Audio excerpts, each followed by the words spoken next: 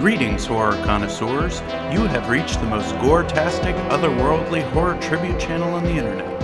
I'm your horror host, Nathan Isaacson, leading you on a descent into madness on Bewail the Dead. Welcome to the inaugural episode of Bewail the Dead. On this first installment of our show, we'll be diving into the 2018 film In Fabric, a horror comedy about a cursed garment. The film is written and directed by British filmmaker Peter Strickland, best known for his films The Duke of Burgundy and Barbarian Sound Studio. In Fabric was distributed in the UK by Curzon Artificial Eye and in the US by A24 Films, the company responsible for many of the art house horror films of the 2010s, such as Jonathan Glazer's Under the Skin, Oz Perkins' The Black Coat's Daughter, Jeremy Saulnier's Green Room, Robert Eggers' films The Witch and the Lighthouse, Ari Aster's Hereditary and also Midsommar, the divisive It Comes at Night, and Yorgos Lanthimos' The Killing of a Sacred Deer. In short, if you see the stamp of A24 on a horror movie, it's bound to be on the artier, more genre-confronting edge of horror. One could easily argue that In Fabric fits such a description, but we'll get back to that in a moment after this plot breakdown.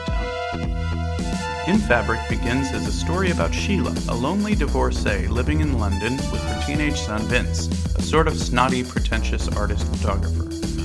In preparation for a date, she visits department store Dentley & Soper's to buy a dress. This is where she meets the enigmatic Miss Luckmore, a store clerk who speaks in bizarre, verbose incantations and stares hypnotically in an unnatural and suspicious way. She's eccentric to say the least. A purchase on a horizon, a panoply of temptation. Can a curious soul desist? I'm just looking, thank you. The hesitation in your voice, soon to be an echo in the recesses of the spheres of retail. Miss Luckmore is played by Fatma Mohammed, who has appeared in all of Strickland's films, but she is really great in this one. I strongly recommend watching the movie with subtitles in order to better understand her exaggeratedly elaborate dialogue, which is delivered with an accent to boot. Miss Luckmore sells Sheila an artery-red dress that, spoiler alert, turns out to be either possessed or bewitched in some way, clearly by Miss Luckmore and the other weirdos who populate Dentley & Soper's department store, including this old guy, the sort of patriarch of the bunch, although he seems to have a lot less to do in the movie than Miss Luckmore, aside from one scene in which he pleasures himself while the female members of the coterie of retail occultists perform some kind of kinky ritual with a menstruating mannequin. Yes, this is one weird flick. After wearing the dress, Sheila develops a strange rash, and the dress wreaks havoc on her life as a series of mysterious and intriguing things occur, which make up roughly the first half of the film. Sheila's washing machine goes haywire when she attempts to wash the dress, and the spectral dress animates to life in various eerie scenes, even attacking Vince's girlfriend Gwen and trying to suffocate her during another round of their naughty bedroom shenanigans. Gwen, it's worth pointing out, shares a name with her actress, Gwendolyn Christie. And here I should mention that while there are some sexual scenes in the movie, In Fabric's fetishistic eroticism is not your garden variety type, but I'm sure you've deduced that already. I won't spoil how the first section of the movie plays out, but in an arguably Lynchian turn, the second half of the film moves on to some totally different characters. The dress comes into the possession of washing machine repairman Reg, who is forced to wear the dress on his stag night. His fiancée Babs, played by Hayley Squires, takes a shine to the dress and winds up at the department store having yet another strange encounter with Miss Luckmore. I really don't want to spoil this whole section of the movie either, because everything goes haywire right around this point. The dress, the department store coven of witches, or whatever they are, two oddball managers that are a hoot to watch, and a recurring theme of broken washing machines tie together the two halves of the film. Oh, and mannequins. Lots of weird mannequins, often shown on brainwashing tube televisions. It's all a lot of fun. If you have a penchant for the weird, and you like stuff that other nitwits complain is style over substance, pretentious, or weird for the sake of weird, this will be right up your alley. Julian Barrett from The Mighty Boosh and Mindhorn is one of the managers, and his inclusion in the movie is worth the price of admission on its own. The other of the two managers is played by Steve Oram, whom you may recognize from The Canal, the excellent cult horror A Dark Song, and some of British director Ben Wheatley's horror films. But what is In Fabric about? In part, it's a meditation on fetishism, or perhaps a cautionary tale of materialism. The film muses on the allure of objects that have been imbued with some kind of import beyond the merits of their utility. Director Peter Strickland has mentioned in interviews that he was fascinated by Buñuel, Schwankmeyer, and Sergei Paragonov's obsession with objects in their films and the kind of alchemy that takes place when an object is given some grander resonance. Strickland admits that he is not massively into plot, no surprise there, and cares more for atmosphere and character, which is evident in his films.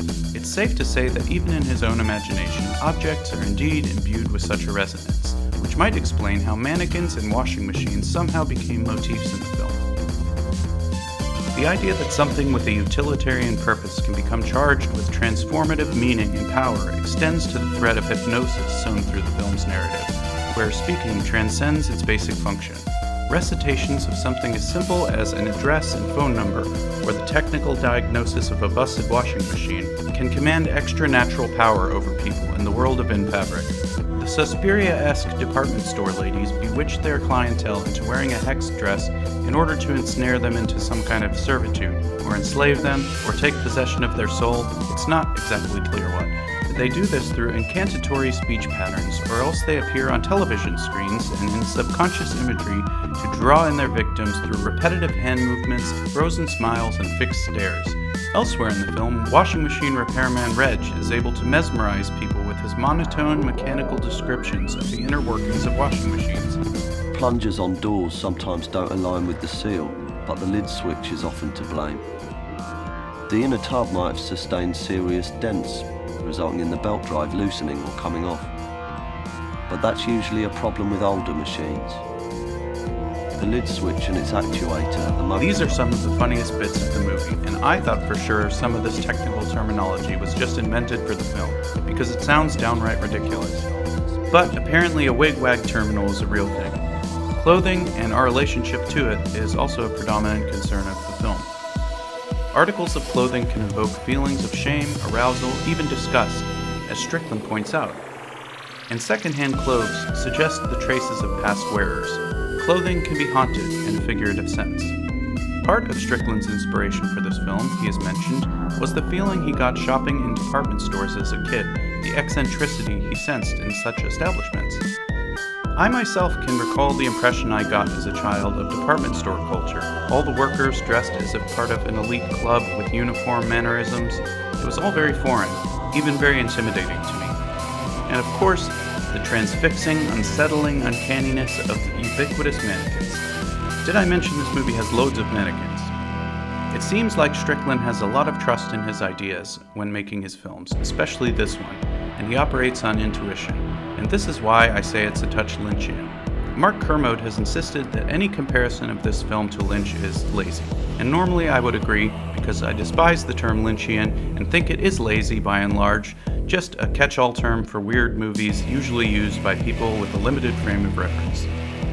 And yet, in this case, I did sense a bit of Lynchiness in the film, and I think it's because of the concatenations of elements and the obliqueness of their connections, from the mannequins, the hypnosis, the clothing fetishism, the washing machines, etc.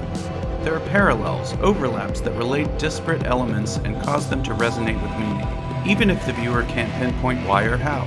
And because Lynch is a self-proclaimed intuitive filmmaker as opposed to an intellectual one, In Fabric feels as if it's operating in a similar territory. The structure of the plot, how it's broken into halves and comes back together at the end, also hits notes of Lynch for me, as do the stilted delivery of dialogue and the offbeat internal logic of the film. However, In Fabric is also very much its own thing, I must stress, and Strickland is a wholly unique writer-director. You know when you're watching a Peter Strickland film. Please give his other films your time, and I promise you will be rewarded. In Fabric is classified as a horror comedy, but it is so much more. It's a sumptuous, stylized affair bursting with lavish, giallo-infused eye candy, creepy, off-kilter performances, and confounding yet somehow cohesive narrative logic. The comedy component is a cocktail of absurdity, satire, juvenile humor, and just plain weirdness. Yes, In Fabric is gloriously weird, in the most delightful way. Its classification as a horror comedy, undoubtedly, is only for lack of a more fitting category. While there is an eeriness to the film, plenty of unsettling imagery, a foreboding mood, an often jarring and anxiety-inducing soundtrack, and a spooky sense of mystery that lingers long after the credits, it its horror is undercut by the lurid grandiloquence of the style, the whimsicality, and the sheer weird factor. Is this a problem? Hell no. The movie works, whatever it is. And Strickland directs with such surety that you're sure that he's sure that he knows what it is. However, if your requirement for a horror film is traditional scares, or even being scared for that matter, then In Fabric will probably not be your cup of tea. Despite being co-produced by Ben Wheatley, the writer-director behind nerve-shredding horror films like Kill List and A Field in England, I don't think that the point of this movie is to terrify. Yes, this is one of those horror films that will inspire some people to say, "That's not horror," and I object. However, I have a more liberal definition of horror than some people. It's also a genre send-up, or perhaps a love letter to an era. Strickland even said he was interested in making a cheap genre picture. The color scheme, cinematography, costuming, and production design of the film harkens back to the Italian horror films of the 60s, 70s, and early 80s, making you wonder in which time period we are. However, the film takes place during the January sales of 1993, which, for the Americans watching, means the sales that take place following Christmas, in order to attract customers back into the stores. Which, I'm now realizing, could be another layer of meaning in the film, as the retail cult members appear on television screens gesturing hypnotically to draw in their prey. In fact, there are a lot of alluring advertisements in the film, often in montages of vintage-looking print ads set to Cavern of Antimatter's chilling score. But before I talk about In Fabric's music, I'll mention that there are some fantastically unnerving brackage-like editing sequences peppered throughout the movie, like tasty little audio-visual treats. The viewer, too, is drawn in by these fetishized presentations of retail iconography, or I was, at least. Much of the mood has to do with the music, which is unimpeachably fantastic. The soundtrack, too, borrows its style from the 60s, 70s horror cinema, contributing to the disorienting, amorphous time period. Sometimes it's lilting and soft and tactile, full of harpsichord and effects-laden synth pads, while in other scenes the music is injected with a heavy dose of tripped-out sonic nightmare fuel, blaring alarm-like noises, hypnotic, distorted drones. When I investigated who was responsible for these incredible sounds, I discovered it was a group called Cavern of Antimatter. Wicked name, right? I thought so. And appropriate. The soundtrack contains some sound elements that are integral to the storytelling of the film, which is impressive, as I'd assume they were just something created by some deranged genius sound designer. Upon further inspection, I was excited to learn that the group was led by Tim Gain of Stereolab fame. I'm a longtime fan of Stereolab, clear back to middle school, when my parents must have wondered what weirdness I was getting up to in my bedroom when they heard such unusual music from the other side of my locked door. Tim Gain and his musical compadres are known for being obsessed with 60s and 70s music, and I ain't talking Herman's Hermits, but the odder variety. Case in point, their sampling of Perry and Kingsley's one-note samba on the first record I ever owned by Stereolab, 1994's Transient Random Noise Bursts with Announcements, which sounds like it ought to be the title of the soundtrack to this movie. Gain and friends have notoriously used authentic analog equipment of yore in their music, such as Farfisa organs, Ondia-line synthesizers, etc. And on this soundtrack, it sure has found a fitting home. Long story short, I really wish I could play you some clips from the soundtrack, but music law is not kind to YouTube creators, which is why I record all the original music for the show myself. On that note, if you like the music you hear on Bewail the Dead, you can hop on over to the Bewail the Dead SoundCloud, which I'll link in the notes for your listening pleasure. I also encourage you to look up the In Fabric soundtrack by Cavern of Antimatter. It is on YouTube, but I'm hesitant to link it in case it disappears. I digress. So, should you watch In Fabric? Yes, it is outstanding. I don't intend to rate movies on this channel, rather just talk about why they're cool, but I would rate this film highly. I hesitate to say this is a channel for horror reviews in general, as I'm really only interested in discussing films I like, because hey, that's more fun for me. I want to turn you on to movies that you haven't seen, or if you have seen them, I want to revisit them with you and reminisce about how badass they are. So yes, I do indeed recommend In Fabric. Do you like weird movies? Do you like creepy mannequins? Do you like giallo films? Do you like offbeat, unexpected takes on horror? If so, this is a film you definitely need to see. I cannot in good conscience claim this is a scary movie, per se, but it is certainly eerie, perplexing, and at times uncomfortable. It's also funny, if you have an abnormal sense of humor, that is. If you have seen In Fabric, let me know in the comments section. And please like and subscribe so you don't miss any of my future videos. And if you are a fan of In Fabric and you haven't seen Peter Strickland's other work, definitely check out Barbarian Sound Studio, which is heavy on the giallo vibes, and his other films as well. Until next time, I'm your horror host, Nathan Isaacson, and this has been Bewail the Dead.